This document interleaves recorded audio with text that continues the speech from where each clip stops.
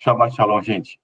Olha, depois das duas apresentações, do Yashar e do Ralph, e depois do que o Felipe falou, eu vou ter que fazer um esforço enorme para tentar manter esse nível dessa apresentação aqui, viu? Porque eu sei que a qualidade do que foi falado até agora está excepcional. Eu espero não passar vergonha aqui. Tá todo mundo me ouvindo bem? Sim, senhor. Sim, senhor. Beleza. Então, gente, sem demorar aqui, o tema que a gente vai trazer aqui hoje, eu agradeço o Ralph mais uma vez por ter me chamado aqui. Existia uma igreja primitiva na época do Novo Testamento? Então, nós decidimos trazer esse tema, gente, porque é muito comum pastores de igreja, com a melhor das intenções, falarem, olha, eu quero que a minha igreja seja como aquela igreja em Atos, exatamente como era aquela igreja primitiva. Então, é possível, nós podemos dizer que havia uma igreja primitiva fundada pelos seguidores de Yeshua, tá? Então, aqui, só nessa apresentação tem o meu canal no YouTube, Essência Judaica do Novo Testamento, e o meu Instagram. Estou sempre disponível para qualquer pergunta que qualquer pessoa quiser fazer, ok? Tá. Para isso, gente, para a gente poder falar desse assunto, a gente tem que tratar de uma questão da tradução da Bíblia, tá? Que é catastrófica. Existem traduções que são, eu não estou sendo dramático, são traduções que são catastróficas. Mudam completamente o que os autores originais quiseram entregar para a gente. Vou dar um exemplo rápido. Se você for lá em Romanos 10, 14, Rav Shaul, o apóstolo Paulo, fala assim: Yeshua é a meta, a finalidade da lei, tá? A palavra em grego ali é telos. Eu não conheço o grego, tá? Mas eu sei que telos significa finalidade, objetivo. E a gente tem uma tradução em português, a nova tradução da linguagem de hoje, diz assim: porque em Cristo a lei chegou ao fim. É exatamente isso que está escrito. Vocês podem verificar, tá? Nova linguagem de hoje. Porque com Cristo a lei chegou ao fim. Então, eu não sei se é um erro, tá? Ou se é uma escolha deliberada. Eu não quero cometer Lashon Hara aqui para poder julgar quem fez isso. Só que a consequência disso é catastrófica. Porque quem lê isso fala, ótimo, o Jesus Cristo veio acabar com a lei. Acabou. A graça dele anulou a lei. E isso, pela minha experiência pessoal, quando a gente vai conversar com pessoas que estão em igrejas, as pessoas trazem esse argumento, mas espera aí, Paulo está falando que Jesus acabou a lei. Ele é o fim da lei. A lei dele acabou, agora é a época da graça. Então, esse é um entre muitos outros exemplos de traduções catastróficas na Bíblia, tá?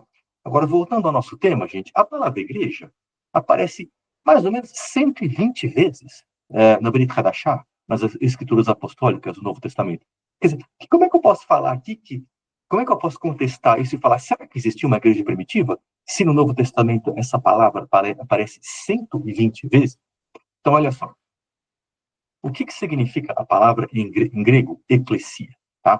Eu estou pegando aqui uma explicação secular, não religiosa, da Enciclopédia Britânica. Eclesia, reunião dos convocados, na Grécia Antiga, assembleia de cidadãos em uma cidade-estado.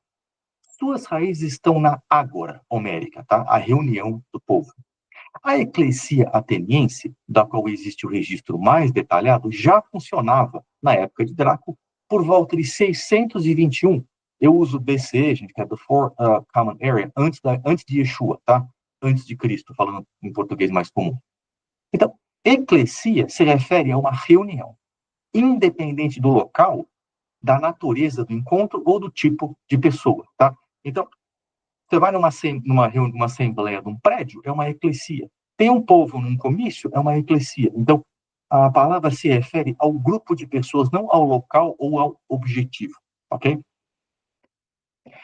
Então, agora, vamos tentar entender como era usado a eclesia na Septuaginta. A Septuaginta é a tradução para o grego do Antigo Testamento, que nós conhecemos no judaísmo messiânico como Tanakh, tá? É um acrônimo de Tanakh, Nevi'im e Ketuvim, para o grego que foi feita 200 anos antes da época de Yeshua por 70 rabinos. Por isso ela tem esse nome de Septuaginta. E essa tradução é muito importante para nós entendermos como o grego era usado, tá? Como que os autores do Novo Testamento usavam o grego. Então, em Deuteronômio, tá? Eu vou trazer 4 passagens da Tanakh. tá? Em Deuteronômio, 18:16 diz o seguinte: conforme tudo que pediste ao Senhor teu Deus em Horeb, no dia da congregação, no dia da eclesia. Trata-se de um povo perante o Monte Sinai. Horeb é o Monte Sinai, tá? É um outro nome. Então, o nome dado à eclesia, a eclesia na época de Moisés, era o povo perante o Monte Sinai, a congregação toda de Israel. Deuteronômio 31:30. Então Moisés falou as palavras deste cântico aos ouvidos de toda a congregação, comunidade, assembleia de Israel até se acabarem. Novamente, o mesmo povo perante o Monte Sinai, recebendo as instruções. Josué 8:35. Palavra nenhuma houve de tudo o que Moisés ordenara que Josué não lesse perante toda a congregação de Israel. Tá? Então, Josué estava se dirigindo ao povo de Israel da mesma forma como Moisés se dirigia. Tá? Esdras, vamos um pouquinho mais para frente. Tá? Esdras 10:8. Aqueles que não viessem em 3 dias perderiam todas as suas propriedades e seriam expulsos da comunidade dos exilados. Tá? Esdra e Neemias foram os responsáveis por trazer aquelas 2 tribos de Judá e Benjamim, que estavam na Babilônia, trazê-los novamente para Israel, ok? Em todos esses casos, a palavra eclesia foi usada, tá? Então, o que a gente conclui disso, tá? Como é que nós poderíamos, o que os autores do Novo Testamento, da Brit Hadashah, tinham em mente quando eles usaram a palavra eclesia? Sendo assim, por que traduzir eclesia como igreja, já que naquela época não existiam igrejas? O que os autores queriam designar com a palavra eclesia? Uma reunião de forma como existia na época ou algo novo? Então, o grupo que decidiu criar algo novo viria à cena somente 150 anos depois. O que eu quero dizer com isso, gente? Os pais da igreja, que nós vamos citar daqui a pouco, eles foram o grupo que queriam criar algo novo. Tá? Os discípulos de Yeshua jamais entenderam que algo novo, tá, além daquela congregação já conhecida, deveria ser criado. O grupo que decidiu criar algo novo viria à cena cerca de 150 anos depois com os pais da igreja. Tá? Eu falo muito dos pais da igreja nos meus vídeos do meu canal, porque, sem querer cometer Lashon Hara, foram pessoas que trouxeram um conhecimento bíblico que existe até hoje em todas as denominações cristãs, com exceção da Igreja Adventista. Todas, católicas e protestantes, são influenciadas pelos pais da igreja até hoje, e eles, infelizmente, trouxeram doutrinas catastróficas e antibíblicas, tá? Eu não vou entrar em detalhes agora, mas vamos citar algumas coisas aqui. Então, os fundadores do pensamento cristão, responsável pela separação dos gentios e dos judeus, que criam Yeshua. Então, esses pais da igreja, que eu vou ler agora, Clemente de Alexandria, 150, nossa era comum, nascimento. Irineu, Tertuliano, Orígene, Justino. Tá? O Justino é um cara pessoalmente importante. Ele escreveu um livro, não sei se tem em português, Diálogo com Trypho. Tá? O Trypho, ele é o Rab Tarfon, provavelmente, não é possível afirmar, mas ele é o Rab Tarfon que aparece no Mishnah e no Tosefta. Tá? Então, é um diálogo entre o Justino que achava que a lei havia sido abolida e o Trypho estava tentando argumentar que não, que a lei é eterna. É muito interessante esse livro para mostrar como pensavam os pais da igreja. Tá? Então, nós temos o Justino, depois nós temos o Inácio também, tá? Eu não citei aqui o Cristóstomos. O Cristóstomos, ele é muito fervoroso no ataque a Israel. E com os pais da igreja, gente, infelizmente surgiu o antissemitismo. Né? Os pais da igreja têm textos claríssimos antissemitas, textos violentamente antissemitas. Tá? Informações sobre as obras desses pais da igreja, vocês têm nas enciclopédias católicas. Uma delas é o New Advent, tá? Que eu estou citando aqui, mas são várias outras fontes. Tá? Então, concluindo, foram essas pessoas que entenderam que a Torá e o Velho Testamento ficaram para trás, que a época da graça anulou a lei, que a igreja tomou o lugar de Israel, supersticionismo, a teoria da substituição, que o domingo deve ser observado no lugar do Shabat, entre outras coisas. Tá? Só para a gente se situar, então, gente, eu estou trazendo isso para mostrar que a ideia deste algo novo, a ideia de uma congregação diferente, não existia na época do Brit Hadashah. Isso começou a surgir a partir da segunda metade do século II, tá? A partir do ano 150, ok? Mais ou menos, o livro de Atos começou a ser escrito logo na ressurreição de Yeshua, tá? E terminou lá para o ano 60, mais ou menos. Então, o que nós temos aqui dos pais da igreja surgiu quase 100 anos depois, tá? Vamos entender agora de o que Yeshua falou. O que Yeshua disse quando ele fez aquela declaração para Pedro, tá? Algo que é usado pela Igreja Católica para dizer que Pedro foi o primeiro Papa. Yeshua, em grego, aparece a palavra eclesia, mas vamos entender o que ele quis dizer. Olha só, Mateus 16, 18. Eu te digo que tu és Pedro, e sobre esta pedra edificarei a minha eclesia. As portas do inferno, tá? Aqui é o Sheol em hebraico, daqui pode ser inferno ou lugar dos mortos, existe essa palavra usada em ambos os sentidos, o Hades em grego. As portas do inferno não prevalecerão contra ela. Então, olha só, ao entender que a pedra seria o apóstolo Pedro, Shimon Kifa, e que Yeshua ia construir uma igreja, os pais da igreja trouxeram as seguintes falácias. Para os que criam em Yeshua, a sinagoga e tudo aquilo que é ensinado nela chegaram ao fim. Acabou. Yeshua trouxe uma ruptura. Agora temos uma nova doutrina e um novo povo. O sacerdócio determinado pela Torá acabou. Tá? O sumo sacerdote e os sacerdotes estabelecidos na lei de Moisés acabaram. Yeshua agora estaria designando um novo líder para a igreja, um novo sacerdote, um novo representante de Deus na terra, após a sua ressurreição, que seria o apóstolo Pedro. Quando, na verdade, a rocha é ele próprio. Tá? Nós temos isso no Brit Hadashah, claramente em 1 Coríntios 10, 4, 1 Pedro 2, 8, o próprio Pedro falando disso, tá? E no Tanakh, no Antigo Testamento, em vários momentos, Deus define ele mesmo como a rocha, tá? Eu estou colocando aqui alguns versos somente, tá? Samuel, Deuteronômio, Salmos, entre muitos outros. Então, a rocha é Yeshua, tá? A rocha não é Pedro. A prova de que os discípulos entenderam que se tratava de uma instituição como eles frequentavam, tá? Uma instituição como eles mesmos frequentavam, está em Atos 15 e 21. A gente vai falar disso daqui a pouquinho no próximo slide, tá? A palavra orada, o Novo Testamento em aramaico, tá? A tradução para o aramaico, é edut, tá? Então, Yeshua, se Yeshua usou a palavra edut em hebraico, ele usou a mesma palavra usada muitas vezes na Torá para designar o quê? O povo de Israel, a comunidade de Israel.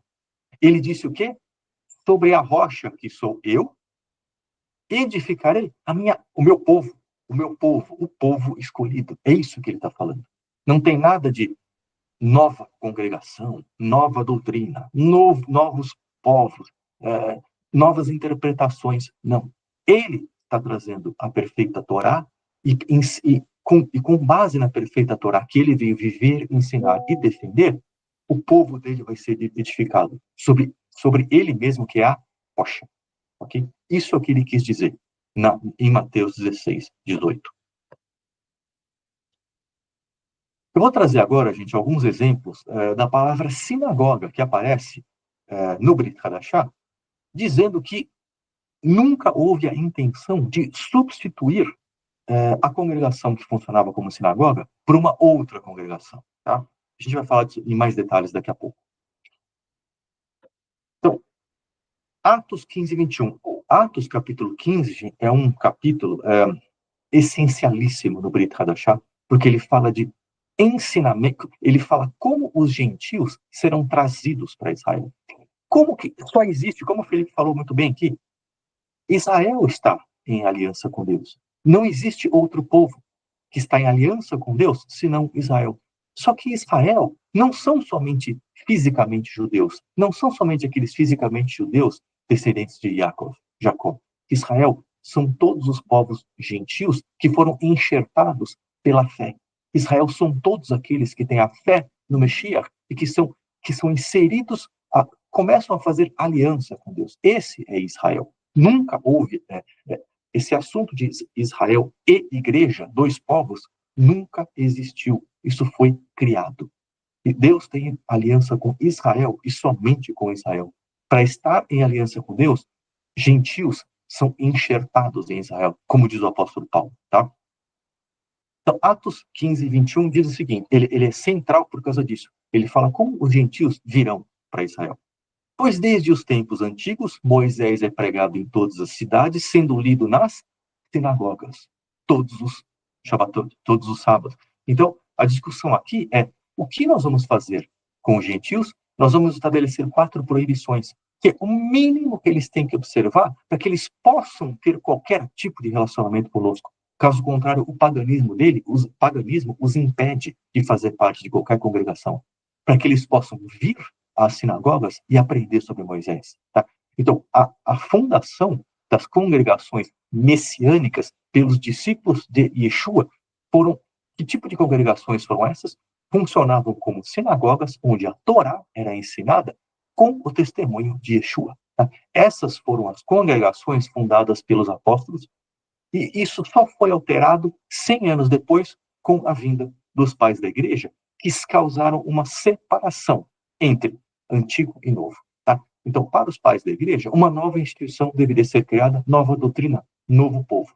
Tá? Até então, o que nós temos no Brit Hadashah são congregações que funcionavam com base na Torá.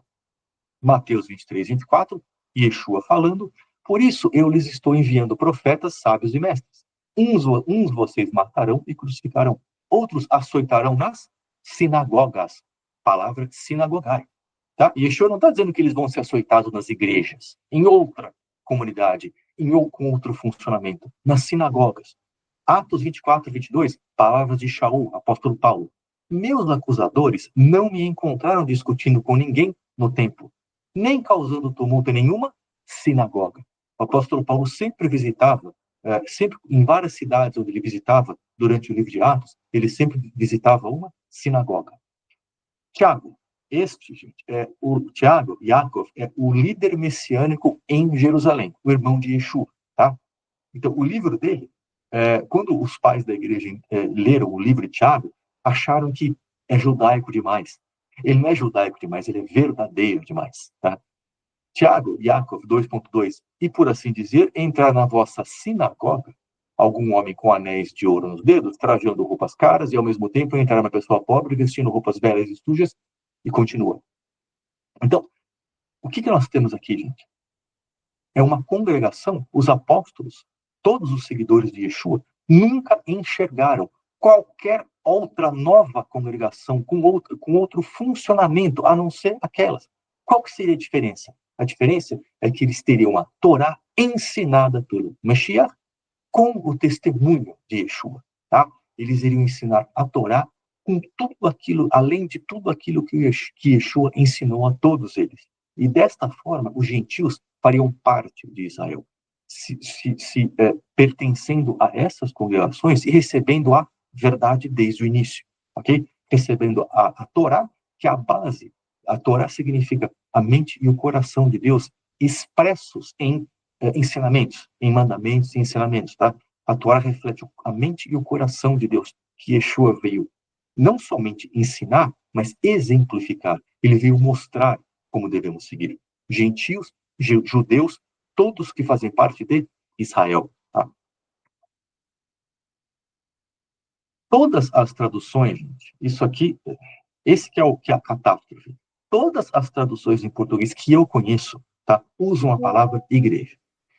Em inglês, das 77 versões da Bíblia em inglês disponíveis no site do Bible Gateway, apenas 8 delas usam a palavra congregação ou assembleia, tá? Eu estou colocando aqui para fazer honra a eles.